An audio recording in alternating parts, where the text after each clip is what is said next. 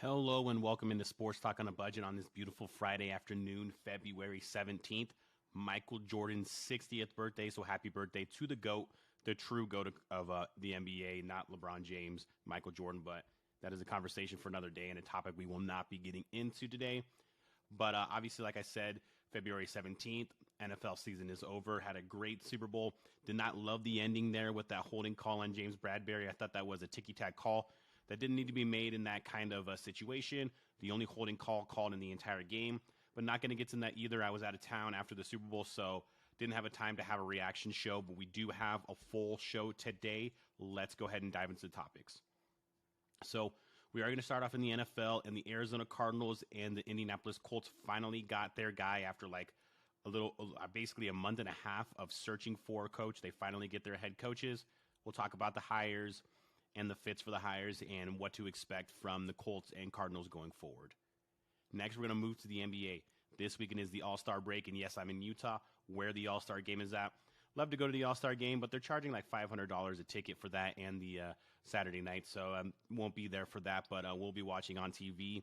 But with that being said, since it is the All-Star break, we are past the halfway point in the NBA, but we are going to look at some of the top contenders in the NBA, and I'm going to go down the list of both the Eastern Conference and Western Conference.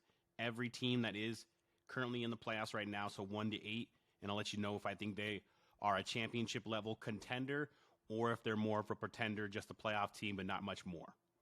And then finally, we'll end the show in Major League Baseball.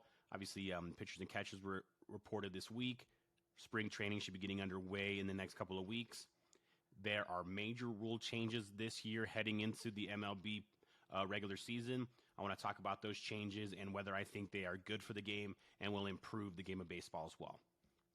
With all that being said, let's go ahead and dive into the show. So as I mentioned, the first topic of the day is going to be the Indianapolis Colts and the Arizona Cardinals finally getting their guy, finally getting their head coaches. So we'll start off with the Indianapolis Colts. The Indianapolis Colts go offensive, and they hire offensive coordinator Shane Steichen from the Philadelphia Eagles.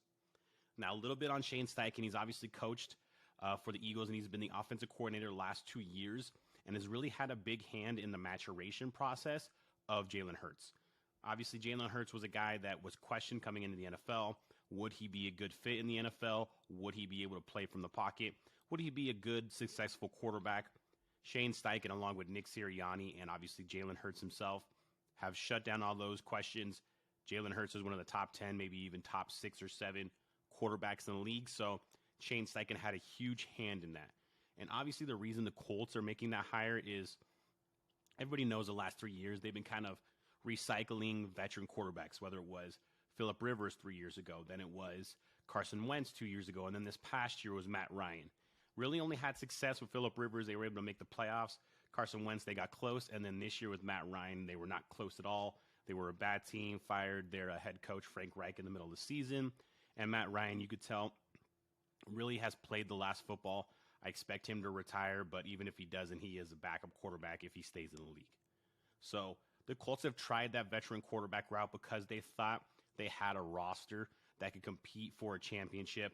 I don't know if that's still the case. I still like Jonathan Taylor, Michael Pittman Jr., Darius Leonard on the defensive side, so they still have good pieces. I don't know if their roster is good enough to really contend if they had an above-average quarterback.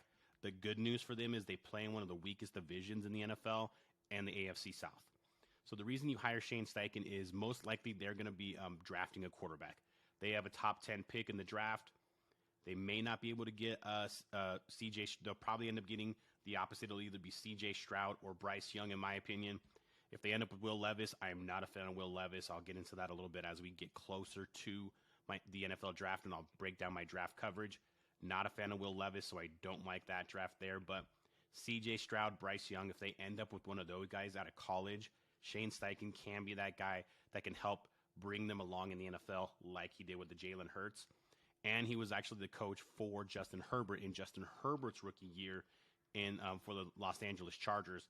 And everybody knows Justin Herbert's rookie year, he was setting records throughout the entire season and had one of the best rookie seasons for a starting quarterback ever, basically. So Shane Steichen has a track record. Yes, it is a short track record. It's only about a 3-year track record of developing young quarterbacks into bona fide top-level players.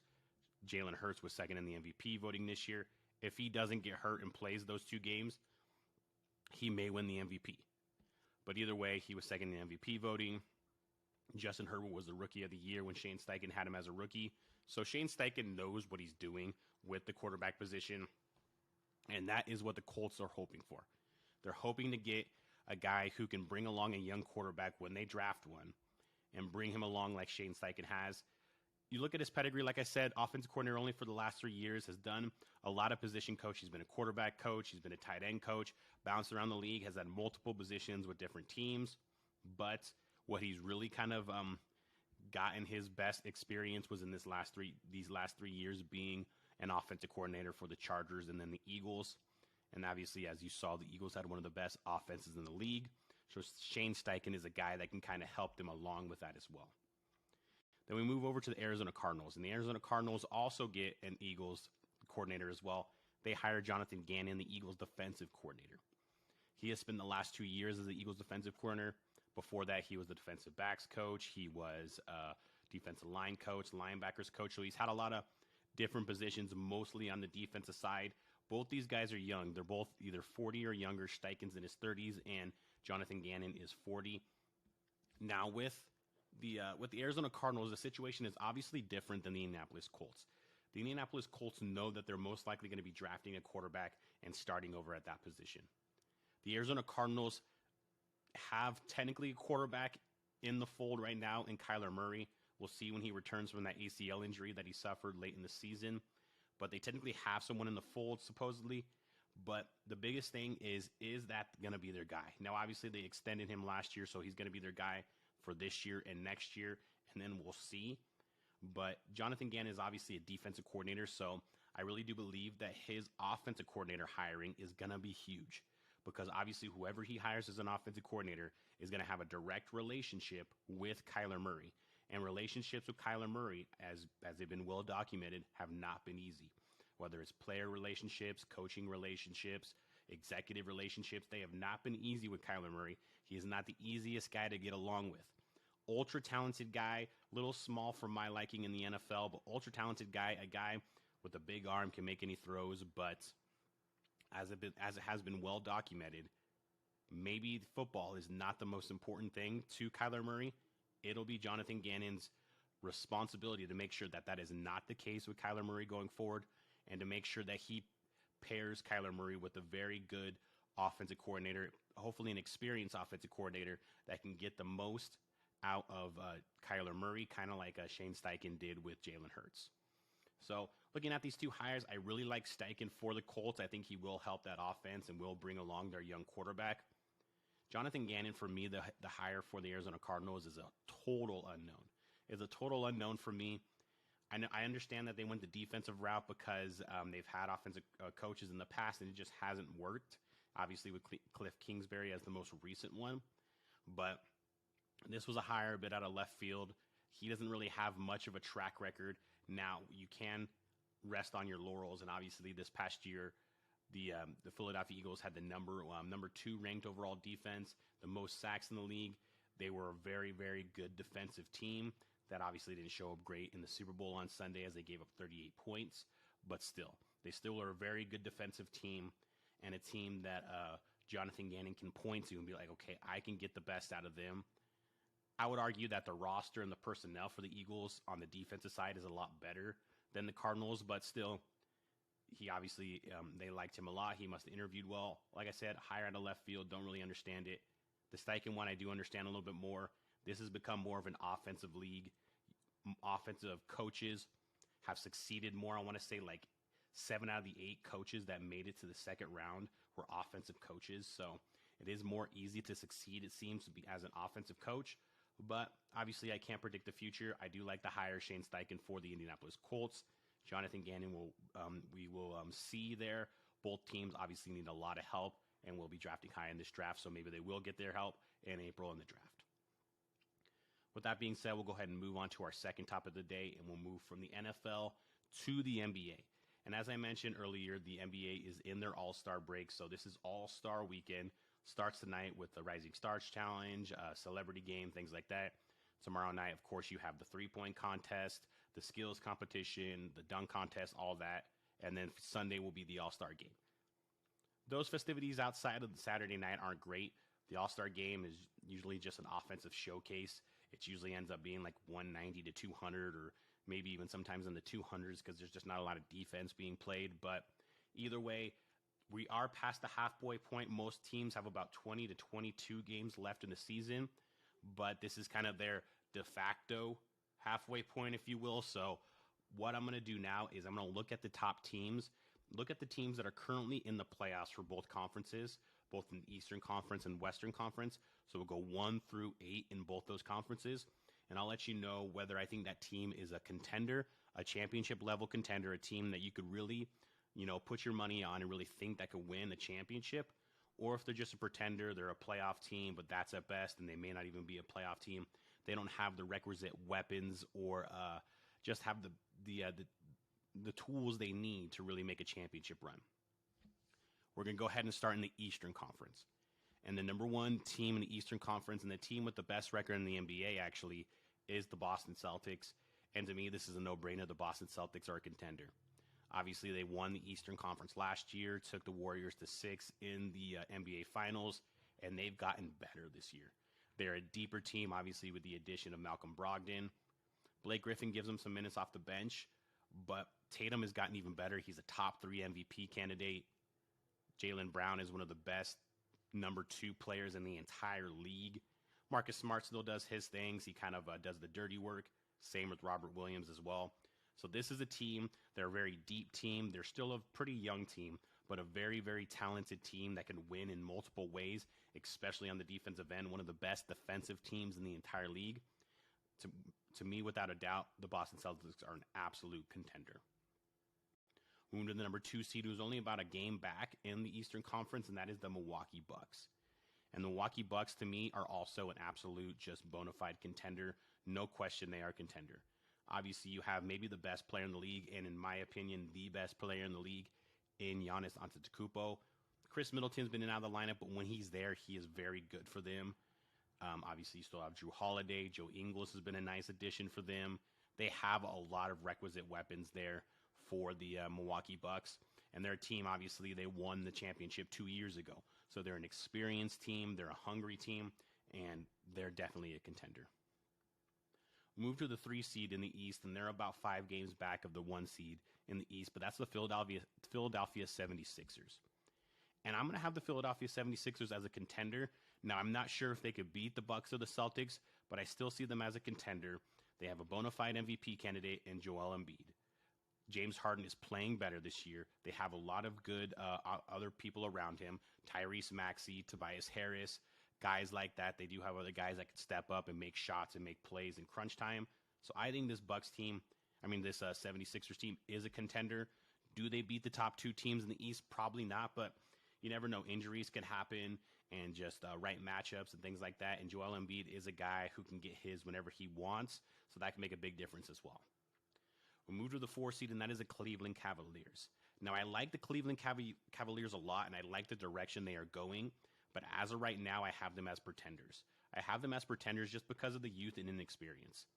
I love their young team, Darius Garland, Evan Mobley, Jared Allen, and then obviously the addition of Donovan Mitchell in the offseason was huge, and that does bring some playoff experience. He has a lot of experience playing in the playoffs when he was in Utah with the Jazz. But I think this team is about a year away. I think they're really a year away from really contending. And the problem is they're probably on the wrong side as far as conferences go. The West is a little bit more wide open.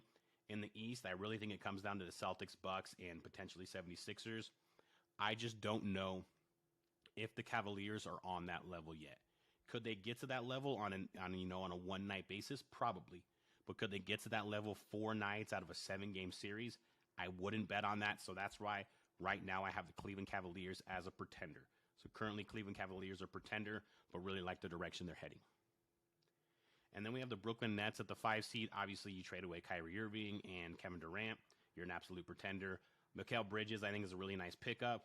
I thought they could have got a little bit more in the trade for Kevin Durant, maybe a DeAndre Ayton back. But either way, probably a playoff team. I still like the pieces they had, and I do like some of the pieces, especially obviously Mikal Bridges that they got back from the Phoenix Suns. But in the Eastern Conference, they're definitely not a championship contender. So the Brooklyn Nets are a pretender.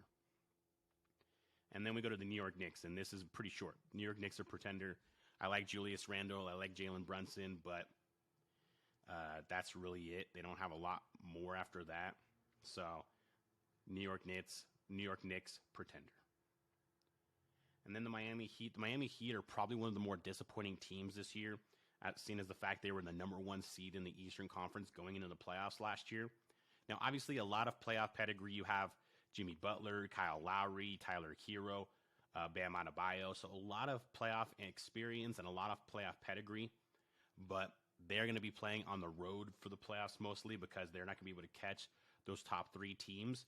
And I just don't trust them in a 7-game series, especially being on the road against the likes of the Celtics, the Bucks, and even the 76ers. So that's why I got the Miami Heat as a pretender. And then to round out the Eastern Conference, we have the Atlanta Hawks, who are currently the 8th seed. I love that pick of DeJounte Murray. Sorry about that. In the offseason, nice pickup to pair alongside with Trae Young. I thought that was kind of a weird fit. They've obviously both play the point guard position. DeJounte Murray is a bigger, more physical point guard, where obviously Trae Young is a smaller, more finesse point guard. It's worked out okay so far. I thought they'd be a little bit better. I thought they'd probably be like a 6th seed. But as of right now, they're currently in the 8th seed, and they're an absolute pretender. They're not making a run. They might be able to win a playoff series, but not from the 8th seed. They'll have to get up to the 6th. They'll probably have to get up to the 5 seed to really make a run or at least win a playoff series. So the Atlanta Hawks, to me, are an absolute pretender. And let's move over to the Western Conference. And we have the Denver Nuggets are currently the 1 seed in the Western Conference. To me, the Denver Nuggets are an absolute contender. When you have the reigning 2-time MVP in Nikola Jokic, who is going for a 3rd MVP and right now is on the short list of MVP candidates. Jamal Murray is finally healthy. Michael Porter Jr. is finally healthy and he's playing well. Aaron Gordon's playing well. So they have a lot of firepower on that Nuggets team. And obviously with the West being wide open, them being the 1 seed and could have home court advantage throughout the playoffs, I really like that team. So like I said, the Nuggets to me are an absolute contender. Then we'll move over to the Memphis Grizzlies. The Memphis Grizzlies have kind of sputtered of late. They started off really well. They were really hot. They were neck and neck with the Nuggets for the overall 1 seed, but then just started to kind of fizzle. Lost 7 of 8 games there a couple weeks ago at one stretch, but I still have them as a contender. And the reason I still have them as a contender is I love Ja Morant. I think he's one of the best young players in the entire league. I love Jaren Jackson Jr. Desmond Bane is kind of that tough physical guy that gives you those minutes, and he'll get on the best player of the other team and try to disrupt their play and try to get in their face and play good defense. So he's a guy that you want to have on your team, but you hate playing against. That's Desmond Bane. So they have some good pieces there, but I don't know how far they can make a run, but I still will have them as a contender because the West is wide open. So Memphis Grizzlies, contender. And then, surprisingly, and the most surprising team in the season, and I think the runaway coach at this point is Mike Brown, and he is obviously the head coach of the Sacramento Kings. Sacramento Kings are playing great. The addition of Sabonis has been huge. Obviously, De'Aaron Fox should have been an all-star originally, got in because of Steph Curry's injury, but should have been voted in originally as at least a reserve. But they are playing really good basketball right now, but right now I have them as a pretender. I need to see more. This is the first year that they've kind of peaked up. They haven't made the playoffs since the early 2000s. They actually have the longest drought in major professional sports right now for playoff droughts because the Mariners finally got into the playoffs last year after their 20-year drought. So right now the Kings have the longest drought. Looks like they are going to get into the playoffs. I don't know exactly if they'll still be in the 3 seed, but as of right now, I have them as a pretender. Just need to see more, but love their story and would love to see them make a run in the playoffs as well. And then we go to the 4 seed, and the 4 seed is currently the Los Angeles Clippers. And the Los Angeles Clippers have one of the more talented teams in the league, but I still have them as a pretender. And the reason I have them as a pretender is their 2 best players, Paul George and Kawhi Leonard, and especially Kawhi Leonard, you just can't trust them to be out there every night. I mean, Kawhi Leonard, you just don't know what kind of mindset he's in, if he wants to play, if he's engaged. Because when he's engaged and he's on the court, He's a top 5 player in this league, and that's not even, there's no question he's a top 5 player in this league when he's engaged and he's out there on the court. The problem is you only get that, maybe about 4 or 5 times a month. So you just can't trust Kawhi Leonard. I don't trust Paul George. They don't really have a point guard that they can really lean on. They just traded Reggie Jackson, but he wasn't a point guard they could lean on. So, like I said, a very talented team. I like Tyronn Lue as their head coach. He's one of the more underrated head coaches in the league, but I just don't trust him. I don't trust the Los Angeles Clippers, and I don't trust their stars right now. So that's why I have the Clippers as a pretender. And then we'll move to the 5 seed, and that is the Phoenix Suns. And obviously, when you have Devin Booker and now you have Kevin Durant, Chris Paul, DeAndre Ayton, I have the Phoenix Suns as a contender. I think this could be a really, really good match. I think this could be a really good kind of a triple or quadruple threat if you want to throw in an older Chris Paul. But I think this matches up really well. I think Booker and Kevin Durant can play off each other. I think Ayton can play even better because now they're not gonna ask him to do that much on the offensive end because of all the other offensive firepower they have. They're gonna ask him to rebound, play defense, get in the post from time to time, and make a move every now and then when you need him.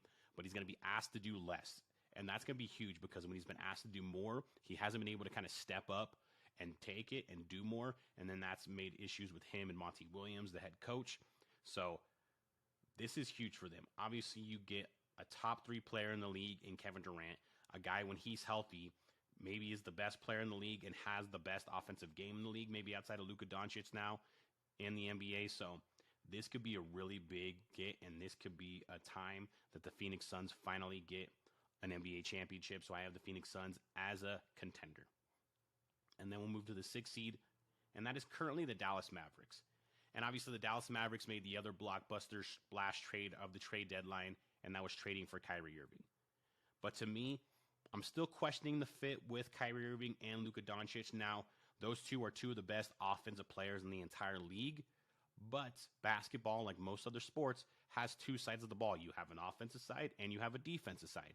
And like I said, Luka Doncic and Kyrie Irving are 2 of the best offensive players in the league, but they're also 2 of the worst defensive players at their position in the league as well. So I just don't know if the Mavericks can be able to slow down teams. They're going to have to outscore teams, and when you're trying to outscore teams like the Suns with Kevin Durant and Devin Booker, or like the Nuggets with Nikola Jokic and Jamal Murray and Michael Porter Jr., that's going to be a tough task to do when those teams are going to play much better defense. So the Mavericks, I think they're a fun story and could be fun to watch in the playoffs, but I don't take them seriously as a contender. So I have the Mavericks as a pretender. And then we'll go to the New Orleans Pelicans, who are currently in the 7th seed. I love the Pelicans early on the season. They had the 1 seed in the West for a little bit. They were in the top 3 for like a month, all of November, basically, December as well. But the inevitable happened. The inevitable happened to the New Orleans Pelicans. Zion Williamson got injured like he does. And then the worst thing happened, Brandon Ingram got injured. And he's missed a lot of time. So right now the Pelicans are a pretender. If they can get back everybody healthy, they might be able to make a run in the playoffs. But I still don't see them beating the teams, the likes of the Suns or the Nuggets. So I'm going to leave the Pelicans as a pretender. And then we'll round out the West with the 8th seed, and that is the Minnesota Timberwolves. And the Minnesota Timberwolves, to me, are pretenders. I like their roster. Obviously, I like Anthony Edwards. I like Karl Anthony Towns. The Gobert, I thought they gave up way too much for Gobert, but he's been okay for them. But they've been disappointing so far with those additions. Then you lose D'Angelo Russell in the trade to the Lakers. So I'm not a huge fan of the Timberwolves. I think they may make the playoffs. They may be a play-in team, but as of right now, they're a definite pretender. And then we're going to throw a couple more teams in from the West to do a contender-pretender real quick. Teams that are on the outside looking in. One of those is the Golden State Warriors. I'm going to leave the Golden State Warriors as a contender just because I need to see them get knocked off before I can call them a pretender. Obviously, they have not played well this year. Steph Curry's been in and out of the lineup. They've been a terrible team on the road this year, one of the worst road records in the entire NBA, but you cannot count them out. If Steph Curry's healthy, Klay Thompson has actually played better these last couple of weeks. Guys have stepped up, obviously, like Andrew Wiggins and Jordan Poole. So they have, obviously, the experience. They have the playoff and championship pedigree. And, obviously, with their coach, Steve Kerr, I really do like their team when they're healthy. If they're not healthy or if they have to come from the play-in, I don't like their chances. But as of right now, I'll leave the Warriors as a contender. And then finally, we'll throw the Lakers in just because everybody likes to talk about the Lakers, but Lakers are an absolute pretender. Their moves weren't bad. I like the Mo Bamba move. I like the Rui Hachimura move. They're not bad. D'Angelo Russell wasn't a bad move either, but it's not enough to take this team any further than maybe the play-in round or the first round of the playoffs. You just don't know how long it will be that Anthony Davis is healthy before he gets hurt again. LeBron James has had a great season, but he's also 38 years old. So how long can he keep up this level of play? I really think that he was kind of pushing it to get that record. Now that record is already achieved, obviously, how much is he going to bring it every night? So the Lakers are an absolute pretender, and they're probably going to be a play-in team. And right now, they're not even in the play-in. They're not even in the play-in. They're the 13th ranked team in the West right now. But the West is wide open. Basically, from 6 to 13, there's only a couple of games between those teams, so it is wide open. I think the Nuggets and the Suns are the clear favorites to me in that conference, but you never know. The Clippers, if they are ready to go and engage with Kawhi Leonard and Paul George, they might be able to make a run. But as of right now, I like the Nuggets and Suns there. Can't wait for the second half, technically, of the NBA season. Getting down to crunch time, you get into March, you get into April, you get into crunch time, and that rolls into the playoffs. Let's see if the true contenders in both conferences, as I mentioned, really start to kind of step up and separate themselves from the rest of the conference. And then we'll go ahead and finish with my final topic of the show, and that is going to be in Major League Baseball. And obviously, we had pitchers and catchers report this week, so spring training's around the corner, World Baseball Classic's around the corner. That'll be fun to watch as well. But the big news this week is that the MLB is going to implement the 3 new rules that they have going into the season into spring training so teams can start getting used to it, and they will obviously be implemented in the regular season as well. And those 3 new rules are, first is there's going to be a pitch timer. So for the pitcher, they have 15 seconds in between pitches if the bases are empty. If there's a guy on base, they have 20 seconds in between pitches. So obviously if they need to do a pickoff or check on the runner, they get a little bit more time, but that should be able to speed up the game. Next rule is going to be no more shifts. So the rule is actually 2 infielders have to be on either side of second base.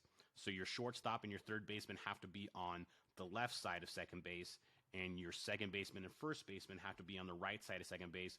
There's no longer shifting your shortstop all the way over to the right, or your second baseman all the way over to the left side. So there's no more shifting that there.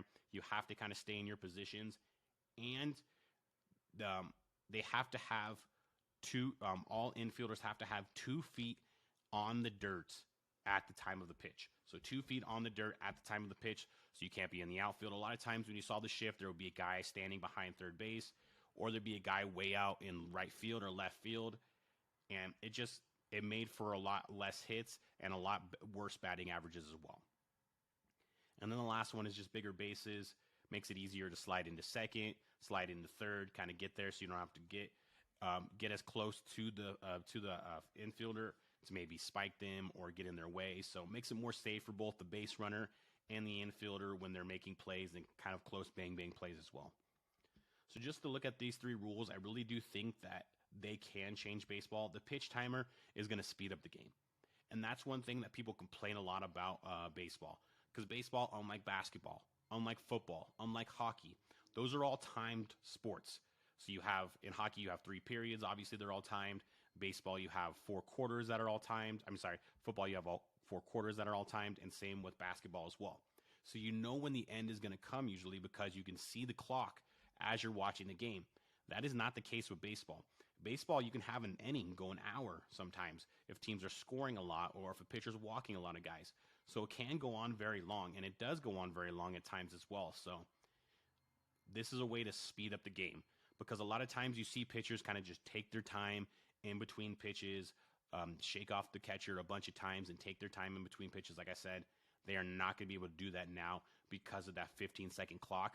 If they violate the 15-second clock, it is either a strike or ball, depending on the situation there. So that'll definitely speed up the game, and that is something huge that fans have been clamoring for years now, because an MLB baseball game can go on for a while just due to the fact that it's not timed at all. And then no shifts. I love the no shifts. I was sick of seeing these shifts. Yes, you could tell me, okay, well, the hitters can just get better and hit the opposite way. Yes, you're right. The hitters should be better. The batters should be better and to be able to hit the opposite way. But some batters just don't have that kind of swing. When you have the kind of swing that like a Cody Bellinger has or David Ortiz had, and they're just pull hitters, you were able to move infielders into those spots where they can hit the ball, usually if they hit it on the ground, and it was easy outs. This is going to change the game as well. You're going to have more hits. You're going to have guys hitting with better batting average. It's going to be more exciting because I hated to see, a guy, you say you have a left-handed batter up and there's three guys on the right side of the field. You have your second baseman, your second baseman's a little bit over to the right. Your shortstop's all the way over, basically where the second baseman was, or like right next to second base. And then your first baseman's there, and you see a guy who's left-handed, he ropes one to right field, and there's just a guy standing right there because that's where the shift was. Basically, any other time outside of the shift, that would have been a base hit, and maybe even an extra base hit as well, and obviously maybe even an RBI if there was somebody on base as well. So I think this is going to make the game a lot more exciting, taking away shifts. Yes, I understand hitters should be better, but they're just not, especially in this day and age. They're just not. So I think this can make the game a lot more exciting, a lot faster, obviously, with the pitch time, and a lot more exciting with the no shifts. The bigger bases, I understand the safety rules, especially when you have those bang-bang plays, those double plays at second, or when the catcher is trying to throw out the runner who's trying to steal second or third as well. So it's going to be make it more safe so some of these infielders don't don't get spiked or cleated or just don't get taken out when they're trying to make a play. So I understand that rule. It's not really going to make the game more exciting or anything like that, but it'll definitely make it more safe. But I'm really interested to see how players and coaches respond to these changes. I think the no shifts is going to be a big change. The pitch timer might have some growing pains because you're going to have some pitchers who are used to kind of their regular routine on the mound that are going to get called for time, and they're not going to be happy, and that might throw off their rhythm. And a pitcher, you want to have the rhythm. Once you lose that rhythm, that's when you start walking guys. That's when you start giving up hits, home runs, things like that. But I'm excited to see these new rules, and I like two of the three, the bigger bases, whatever, but I do like two of the three new rules as well. With all that being said, this has been my show. This is obviously Sports Talk on a Budget. If you prefer the audio version, it is available on Spotify, Apple Podcasts, Amazon Music, or basically wherever you can find your podcasts. Or if you prefer the video version, I do have a video page. Obviously, you can go ahead and watch this on YouTube under Sports Talk on a Budget, or you can just look up my name as well. And if you want to go ahead and follow me, I would love that. You can follow me on Facebook, Instagram, Twitter, and TikTok under Sports Talk on a Budget. Thank you for listening and watching, and have a great day.